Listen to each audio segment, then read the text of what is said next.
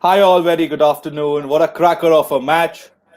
I'll be your presenter for today, and I've got a cricket expert, Salil. Hi, Salil. Very good afternoon. A very good afternoon, Paras. Great to be here. A lovely weekend full of cricket, starting from this cracker of a game. So really excited for the day. Absolutely. When we talk about Delhi taking on Mumbai, it's the clash of the egos. Every person wants to do well for their teams, and a lot of swap-ins and swap-outs because of a few Mumbaikars playing for Delhi, a few Delhi boys playing for Mumbai, isn't it? Cool. Absolutely. Think it's always a cracker of a game when these two teams are playing, especially the way their franchises have done in the last 2 years. If you remember, they were the finalists of the last IPL, and clearly, from a competitive perspective, there's no love lost. They're definitely going to come hard at each other. I think there is a lot for both teams. If Delhi win today, they Hmm. definitely get qualified for the playoffs. But Yeah. if Mumbai win today, then Delhi stay on 16 points, and they have the chance to catch up with Delhi if they don't win their next matches. So I think quite an exciting prospect. No, absolutely. You rightly pointed out about the points table here, Salil. A lot of even Stevens, four teams being on the same point, and anyone having the upper hand. Look at this table; it's so Yeah, close. it's very close. Bangalore need maybe a couple of matches to qualify. Now you see, Kolkata and Punjab have got 2 matches left, but they can clearly reach Bangalore. So they're really Yeah, hoping that Bangalore don't really win another match. And Mumbai, if you see, have played 11 games for their 10 matches, so they've got 3 matches left. And if they win all three of them, they'll be on 16 points. So there's really a lot to play for. I think clearly Rajasthan and Hyderabad have nowhere to go there. They might not make it. yeah, Hyderabad is definitely not making it. Rajasthan, very slim chance if they stay on 14, but I doubt a few teams will stay on 14. yeah. Maybe just the one. And I mean, just look at this, right? Mumbai, if they win this match, they will become fourth on the table, and again, the pressure will be on Kolkata and Punjab. So, I think Right. pressure cooker situation this weekend, Paris, and just looking at the table just tells you it's really going to shift up and down in the next 4 5 days. So, Quite a quite volatile honestly, table, Salil. yeah, extremely volatile, and I think both the teams will be looking to start with to take this victory and make life easier for them. Right. Delhi's won the toss. They've elected to bowl first. I beg your pardon. They've elected to bat first. So They're going to bowl first. all right. I'm sorry. So when we talk about Delhi in general, the bowling attack that they have is quite excellent. They're able to strangle the opposition with the pace that they have. And there's Well, one change as well. yeah. So looking at the Delhi squad, we Yeah, have just one change. They've got Prithvi Shaw in for Lalit Yadav. So clearly their batting looks very strong. Also for the fact that Paras, all these teams that have been these free-flowing batting teams playing at Sharjah have not really done well. Delhi, Mumbai both have struggled on this ground. So I think 150 runs odd is more than enough for both the teams, and that the ball also is not coming easily onto the bat. It's an extremely slow pitch. A yeah, lot of hard work for the batsmen. They really have to dig it out. The batting in the afternoon conditions are not really the best currently in UAE.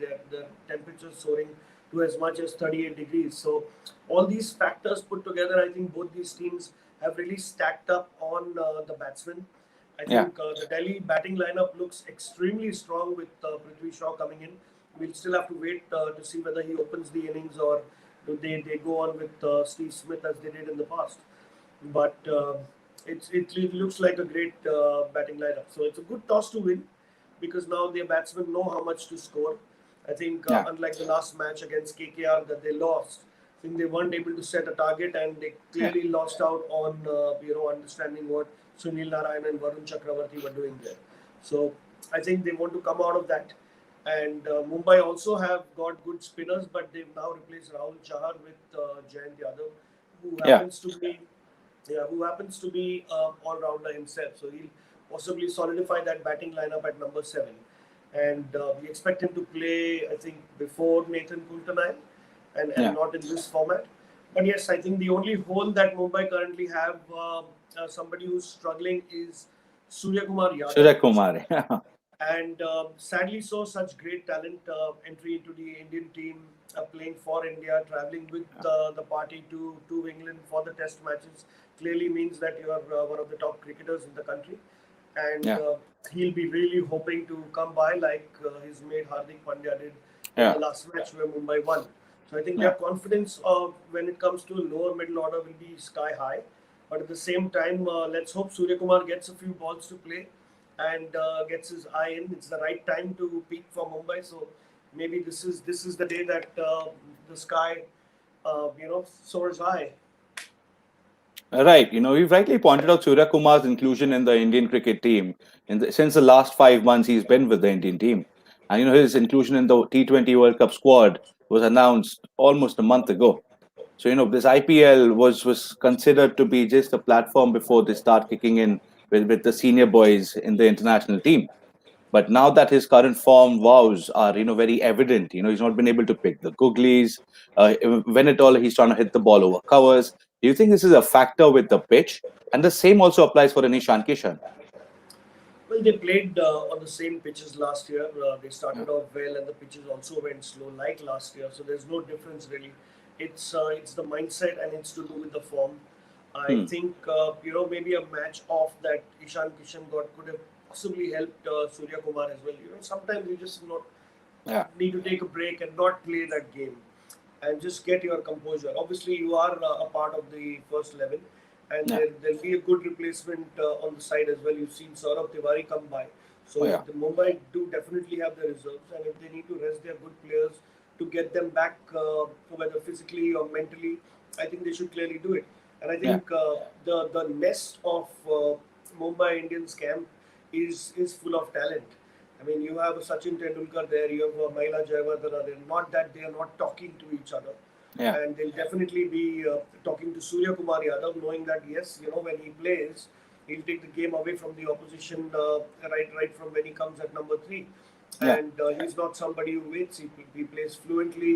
He can play in the air. He's got great timing. It seems like he's got a lot of time sometimes. So, Yeah. I mean, it's just a matter of form for us, and I Yeah. think he'll being a good player, he'll definitely get it back. Rightly put there, Salil.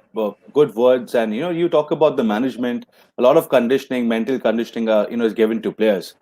And, now talking about, the bowling for Mumbai.